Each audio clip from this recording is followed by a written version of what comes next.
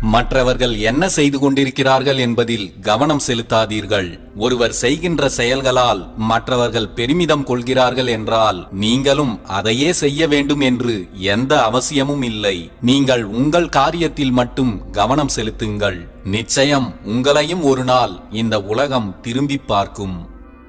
எதை இழந்தீர்கள் என்பது முக்கியமல்ல, என்ன மிச்சம் இருக்கிறது என்பதே முக்கியம். எதை இழந்தாலும் வருந்தாதீர்கள். இழந்ததையெல்லாம் நினைத்து வருந்த வேண்டும் என்றால் நம் வாழ்நாள் போதாது. இருப்பதைக் கொண்டு முன்னேறிச் செல்லுங்கள். அப்போது நீங்கள் இழந்ததையும் திரும்பப் பெறுவீர்கள். உதவிக்கு யாரும் இல்லை என்று வருந்தாதே. தனக்கு உதவ யாரும் இல்லை என்று உணர்ந்தவன் எடுத்து வைக்கும் ஒவ்வொரு அடியும் வெற்றியாகத்தான் இருக்கும். எந்த நிலையிலும் நீ தைரியமாக முன்னேறிச் செல். நடப்பதெல்லாம் தவறாகவே இருக்கிறதே என்று கலங்காதே. நடந்து முடிந்த செயல்கள் எதையும் நீ